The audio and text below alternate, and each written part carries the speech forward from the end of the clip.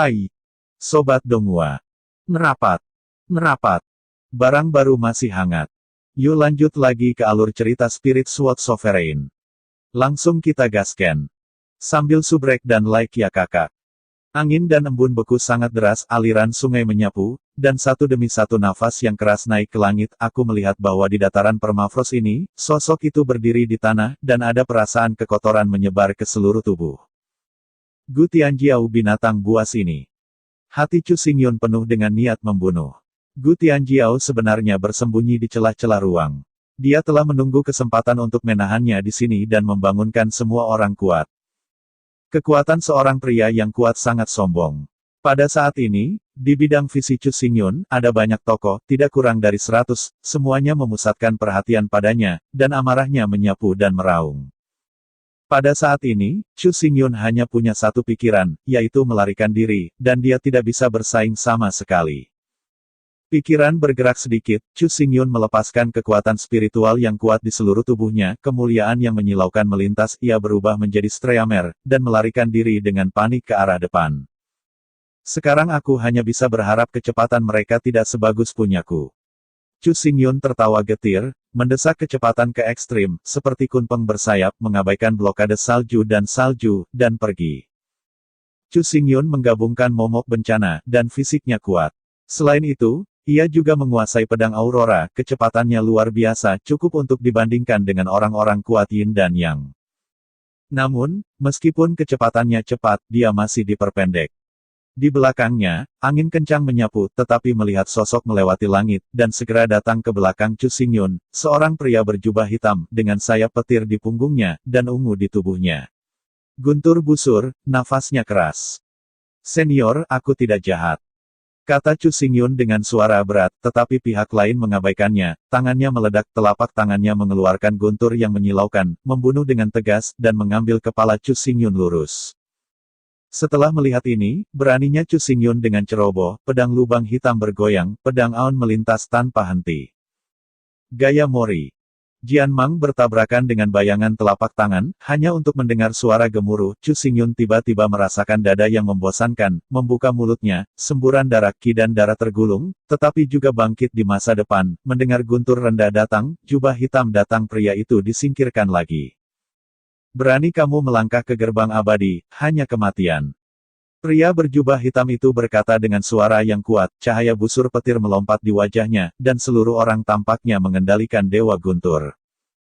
Jika kamu ingin aku mati, kamu belum memiliki kualifikasi itu. Chu Xingyun juga jengkel dan terputus terhadap pedang. Cahaya pedang gelap tercermin pada wajah jubah hitam, aneh, tidak ada jejak, sehingga dia tidak memiliki sedikit pun. Waktu respon. Jian Feng menembus tubuh pria itu dengan jubah hitam, matanya tertelan amarah, tetapi napas tubuhnya menghilang dengan liar. Setelah cahaya terakhir dari semangat bela diri dimusnahkan, dia menghentikan semua gerakan dan jatuh dari udara. Chu Xingyun telah berdiri sekarang, menyeka darah dari sudut mulutnya, berbalik, dan terus melarikan diri ke depan. Berani membunuhku Xianmen, kamu mencari kematian. Seorang lelaki kuat berteriak di belakangnya, dan kemudian, napas tebal melintas di langit dan langsung memotong tubuh Chu Xingyun. Hanya dalam beberapa saat, Chu Xingyun merasakan sakit yang tak ada habisnya dari tubuhnya.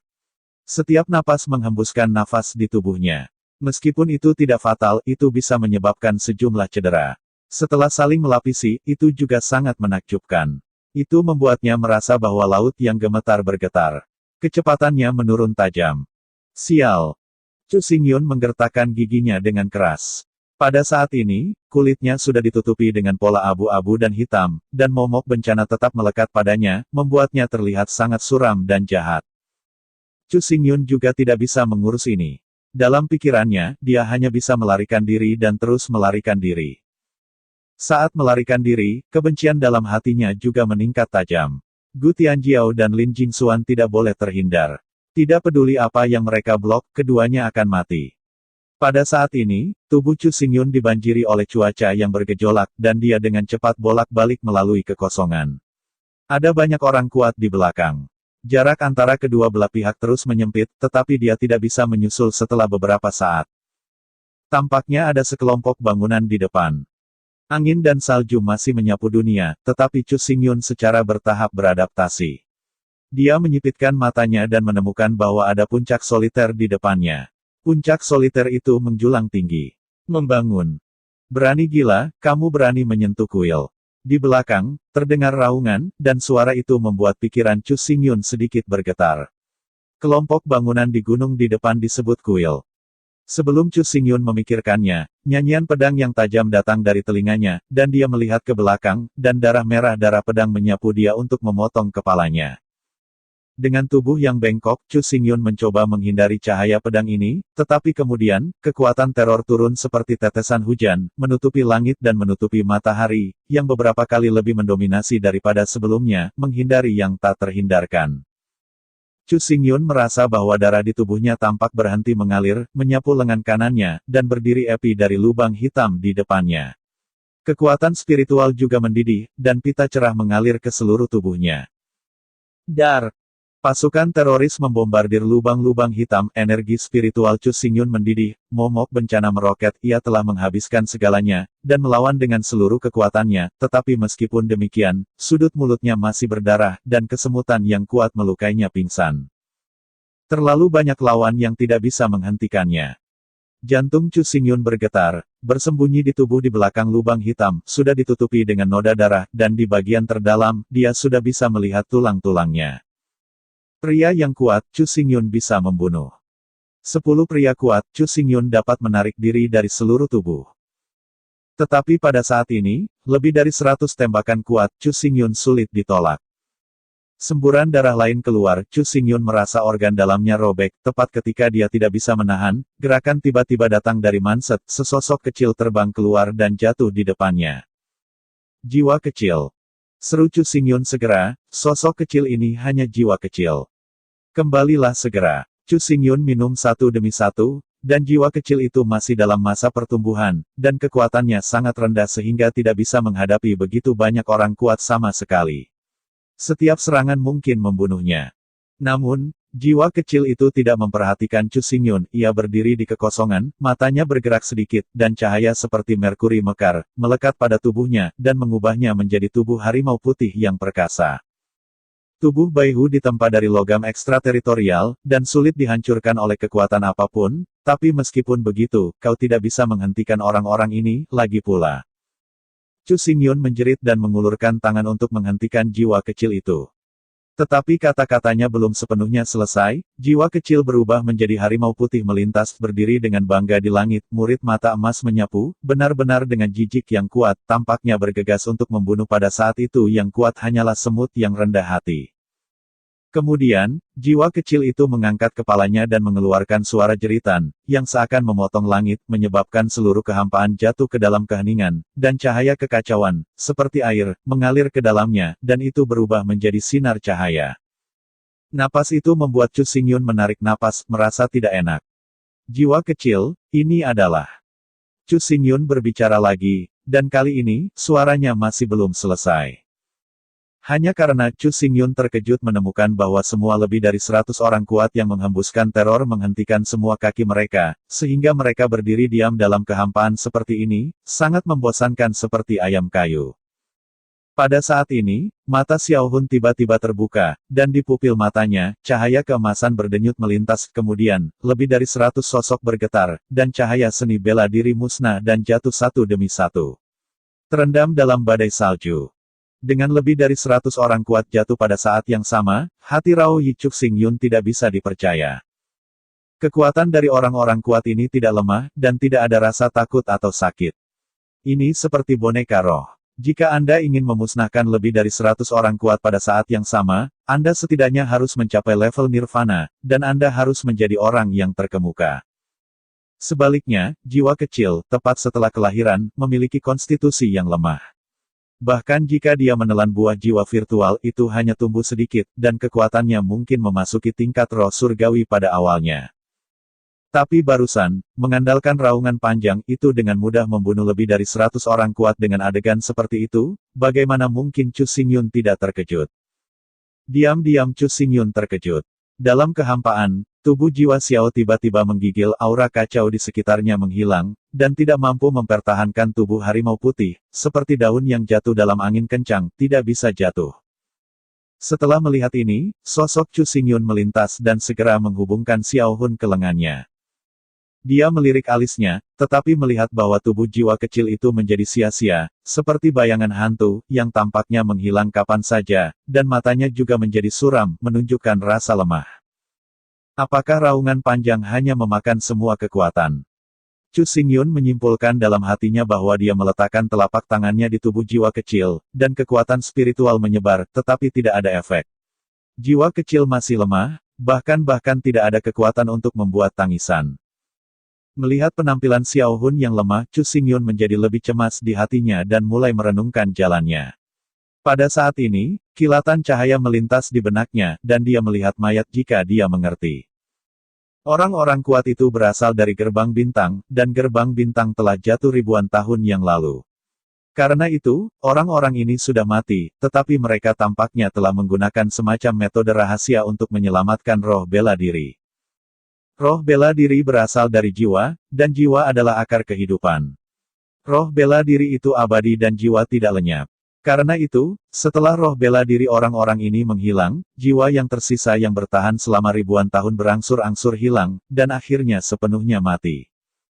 Jiwa kecil adalah hewan aneh, memakan kekuatan jiwa. Kekuatan magis berbakat yang dikontrolnya secara langsung mempengaruhi level jiwa. Raungan panjang barusan mungkin adalah kekuatan magis berbakat yang secara langsung menghilangkan kekuatan kuat ini. Jiwa orang yang tersisa. Pengetahuan Chu Xingyun sangat mendalam sehingga suatu saat, dia memikirkan banyak kemungkinan. Bagi Chu Xingyun, tingkat kultivasinya saat ini belum dapat diakses oleh kekuatan jiwa. Untuk membunuh orang kuat ini, ia harus mengandalkan kekuatan spiritual dan tidak ada jalan pintas. Tetapi jiwa kecil itu berbeda, kekuatan supernatural berbakatnya dapat bertindak pada tingkat jiwa. Pria kecil, apa asal-usulmu? Di masa kecilmu, kamu bisa menguasai bakat yang begitu menakutkan, mungkinkah kamu adalah keturunan binatang tertinggal? Chu Xingyun membelai rambut lembut jiwa kecil dan berbisik dengan suara rendah. Xiao Hun tampaknya mengerti kalimat ini. Itu melirik Chu Xingyun dengan wajah yang sangat manusiawi dan membuka mulutnya, tetapi karena dia terlalu lemah untuk membuat suara, dia akhirnya menutup matanya, mengungkapkan rasa jijik yang kuat. Chu Xingyun tiba-tiba bahagia. Meskipun jiwa kecil itu lemah, tetapi masih bisa membuat ekspresi seperti itu seharusnya tidak menjadi masalah besar. Merangkul jiwa kecil di lengannya, Chu Xingyun tidak tinggal lama di sini, dan sosok itu bergerak maju, bergegas menuju gunung di depan, bersiap untuk menjelajahi apa yang disebut kuil. Bintang kuno memiliki misteri yang luas, dan tidak ada banyak reruntuhan. Dari pengalaman sebelumnya, disimpulkan bahwa dalam setiap kehancuran, harus ada susunan roh teleportasi yang dapat melakukan perjalanan melalui kehampaan dalam waktu singkat dan mencapai tempat lain. Kuil itu juga salah satu dari reruntuhan. Jika Chu Xingyun ingin meninggalkan tempat ini dengan cepat, dia hanya bisa memasuki kuil. Kekuatan spiritual dalam tubuh meraung liar, Chu Xingyun berubah menjadi Streamer, dan bergegas maju. Luka di tubuhnya telah pulih lebih dari setengah. Cedera internal sembuh, dan bekas luka sembuh dengan kecepatan yang terlihat dengan mata telanjang. Setengah jam kemudian, cedera Chu Xingyun pulih sepenuhnya, dan pada saat yang sama, ia akhirnya berada di bawah puncak kesepian yang menjulang tinggi. Puncak kesendirian ini setinggi beberapa ribu kaki, dan benar-benar gelap. Di atasnya, ada sinar-sinar, yang memotong langit dan salju. Di ruang yang mengalir, puncak diatur melawan puncak seperti negeri dongeng. Impuls. Chu Xingyun tidak ragu dan melangkah ke puncak. Melangkah ke depan, puncak kesendirian ini tidak memiliki vitalitas, tetapi atmosfer yang luas dan kuno belum hilang. Setiap batu kuno dan setiap batu bata gunung misterius. Melangkah ke jalan gunung yang panjang dan sempit, angin dingin dan aneh bertiup, mengungkapkan suasana yang gelap membuat mata Chu Xingyun sedikit tenggelam. Napas ini sangat mirip dengan yang kuat. Chu Xingyun segera mengambil arwahnya, melambat, dan terus bergerak maju. Segera, dia melihat ruang terbuka, lebar dan besar, dengan dinding batu kasar di atasnya, yang tampaknya ada di Lonely Peak. Dinding-dinding batu itu ditutupi dengan batu-batu aneh, bentuknya berbeda, dan terus memanjang ke depan, sepertinya langsung menuju ke puncak. Chu Xingyun berhenti, matanya tertuju ke depan, ada sosok di tanah datar, dan lampu berbagai roh bela diri berkedip, membuat seluruh tanah datar terlihat sangat cantik dan cerah. Puncak kesendirian ini benar-benar tidak sesederhana itu. Chu Xingyun tertawa tak berdaya, dia mengambil kembali nafas seluruh tubuhnya, dan tidak berani melepaskan diri dari kekuatan spiritual sekecil apapun. Selama kekuatan spiritual ini menyentuh angka-angka ini, maka mereka akan sepenuhnya bangun. Ada ratusan orang kuat di tanah datar, dan di ujung tanah datar, tampaknya ada mayat orang kuat. Setelah Chu Xingyun sedikit ceroboh, apa yang menantinya akan menjadi pengejaran yang lebih menakutkan. Tapi kali ini, Xiao Hun tidak bisa menembak, dan setelah pengepungan, Chu Xingyun pasti akan mati. Panggilan. Hampir semua tubuh ini memiliki bekas luka, dan bahkan beberapa tulang terpapar ke udara. Namun, ada beberapa garis misterius pada tulang-tulang itu, seolah-olah itu adalah kebenaran langit dan bumi, mengungkapkan sinar paksaan, terutama yang misterius.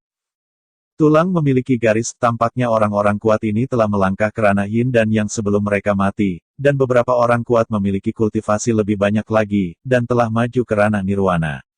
Awan itu terlihat gemetaran, semakin dia naik, semakin banyak mayat yang dia lihat, dan di antara mereka tidak ada sedikit nirvana yang kuat. Orang kuat nirvana sudah menjadi orang kuat yang dapat membuka sekolah dan menciptakan warisan 1000 tahun, tetapi tidak ada banyak orang seperti itu di sini, semuanya telah jatuh. Pertempuran cahaya dan bayangan dalam sejarah lebih tragis daripada yang saya bayangkan, dan begitu banyak orang kuat yang mati, tetapi mengapa pertempuran yang begitu sengit, saya belum pernah mendengarnya, dan tidak pernah ada yang menyebutkan dalam buku-buku kuno. Chu Xingyun tiba-tiba menjadi bingung. Dia membaca buku-buku kuno, astronomi dan geografi, dan mereka semua membahasnya. Bahkan jika itu adalah teks kuno yang tidak jelas, Chu Xingyun dapat mempelajarinya dengan mudah, tetapi dia hanya tahu nama gerbang peri berbintang dalam kehidupan ini. Ini memberinya perasaan aneh, sepertinya semua sejarah tentang gerbang peri bintang telah sepenuhnya dihapus termasuk Master Peri Sui Luoqiu, yang juga tidak tercatat. Tempat rahasia terhapus oleh sejarah, di sini, apa rahasianya? Chu Xingyun menatap kuil yang luas tidak jauh di depan. Pada saat ini, jiwa kecil yang telah meringkuk di lengannya tiba-tiba bergetar. Setelah beberapa saat, kepala kecil itu terangkat sedikit, menatap ke arah kuil. Chu Xingyun juga memperhatikan bahwa mata Xiao Hun dipenuhi dengan warna kerinduan, jadi sepertinya dia telah melihat buah jiwa virtual, dan itu 100 kali lebih kuat dari yang terakhir kali. Saat malam tiba, Chu Xingyun naik ke atas. Di bidang penglihatan, sebuah istana megah muncul, ditutupi dengan matahari terbenam dan tersembunyi di balik awan yang berkelok-kelok, bahkan jika sudah membusuk selama ribuan tahun, sulit untuk menyembunyikan keagungannya. Di bagian atas istana, sebuah plakat digantung. Plak itu sudah rusak dan hanya kata Ice Soul yang bisa dilihat. Apakah kuil jiwa es? Bisik Chu Xingyun. Dibandingkan dengan istana pedang-pedang dan Kaisar Wu, kuil ini terpelihara dengan baik dan megah, seperti dapat dilihat dari jumlah orang kuat yang hadir di Bingfeng terlihat. Orang-orang kuat itu seperti penjaga abadi, diam-diam menjaga kuil, dan tidak pernah pergi. Pada saat ini, Xiao Hun menangis lemah, seolah mendesaknya. Chu Xingyun tersenyum pahit lagi dan lagi, melangkah dan mendorong membuka portal kuil. Pintu ki aroma udara datang di wajahnya, Chu Xingyun sudah mencengkeram api lubang hitam dengan erat, siap untuk menembak kapan saja, memotong musuh di depannya. Tetapi tanpa diduga, kuil itu tampak sangat sunyi, bahkan mematikan. Ada banyak serambi di sini, yang meliputi area yang luas, tetapi di ruang yang luas ini, tidak hanya tidak ada orang, bahkan mayat-mayat itu kosong, itu juga terlihat sedikit menakutkan. Chu Xingyun memusatkan kekuatan spiritualnya dan perlahan berjalan ke depan. Setelah ribuan tahun, kuil telah benar-benar membusuk, batu bata dan batu-batu pecah, kayu kuno membusuk, dan kadang-kadang angin malam membelai lewat, membawa rengekan, seolah meratapi kemuliaan kuil yang dulu. Dia juga memperhatikan bahwa ada bahan untuk mengatur susunan roh di seluruh kuil, dan tidak ada banyak batu roh, tetapi semuanya ditinggalkan dan menjadi tidak berguna.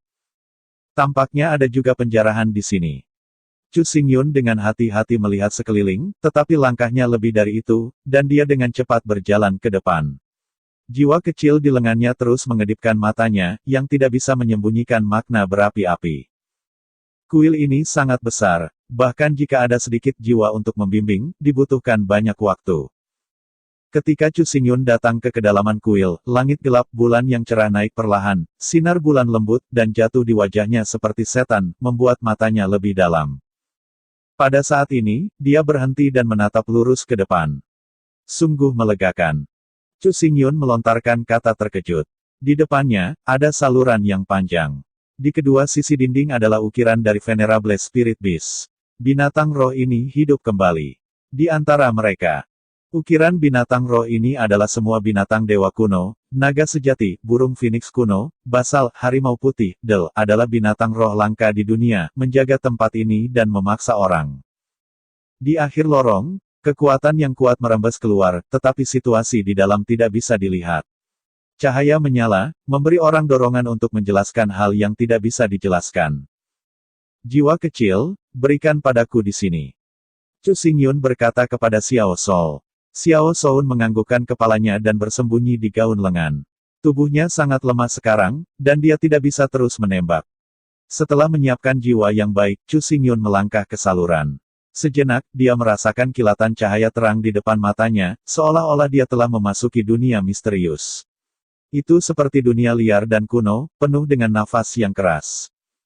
Dar! Dinding di depan Chu Xingyun hancur, kerikil meledak dan meledak ke udara, dan dua sosok besar muncul tiba-tiba, menghalangi jalan di depan. Kedua tokoh ini adalah binatang buas, dengan kekuatan dan teror yang mengerikan, langsung mengunci tubuh Chu Xingyun. Seseorang adalah binatang buas purba dengan penampilan aneh, tubuh seperti harimau, rambut tajam, sayap panjang di punggung, dan mulut yang membuka dan menutup, memuntahkan api yang panas, dan suaranya sangat menakutkan. Yang lain adalah kera raksasa unicorn, seperti kera kuno yang kejam, tetapi tanduk bertanduk pertama, dengan keluhan dendam pada tubuhnya, seperti inkarnasi kematian. Cakar yang keras seperti belati, yang dapat dengan mudah memisahkan gunung. Munculnya dua binatang roh ini, tanpa ragu-ragu, pergi ke arah Chu Xingyun dan membanting api, kera liar mengayunkan cakar mereka, berfluktuasi, dan seluruh saluran gemetar. Kecepatan langka itu luar biasa, dan dia adalah orang pertama yang bertarung di depan Chu Xingyun, api meludahkan, dan semuanya dibakar sampai mati. Chu Xingyun mengepalkan api lubang hitam, dan gas bencana mengerikan beredar di tubuhnya. Ketika langkah kaki keluar, ruang berosilasi, dan cahaya pedang hitam gelap membuat Yue Hua muram. Api Black Hole tidak takut pada api, tetapi menebasnya. Penghancuran pedang yang mengerikan membuat Fang Qi menunjukkan ekspresi ketakutan, api menyelimuti tubuh, dan bergegas kembali dengan cepat. Namun, Chu Xingyun tampaknya telah menembus idenya sejak lama, dan Dewa Udara melangkah keluar dengan cepat, mandrel ungu melintas, dan sosoknya menghilang dari angkasa ketika muncul lagi, pedang hitam bertinta yang mewakili kehancuran telah datang. Kepalanya aneh. Lubang hitam itu menghantam, dan ruang itu semakin terombang-ambing. Kepala yang malang itu hancur menjadi daging, dan nyala api yang menyala meletus menutupi seluruh lorong itu menjadi api neraka yang mengerikan. Langkah kaki Chu Xingyun bergerak lagi dan keluar dari lorong, tidak ada sukacita di wajahnya, matanya berkelip dengan mata yang halus, dan dia sepertinya memikirkan sesuatu. Pada saat ini, api mengamuk tiba-tiba meledak, dan sepasang cakar binatang buas datang ke depan, tetapi datang ke Chu Xingyun dalam sekejap mencoba meraih tubuh kecil Chu Xingyun, dan kemudian merobeknya gila.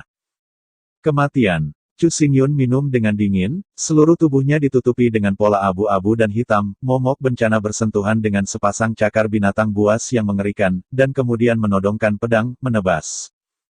Suara berisik lainnya keluar.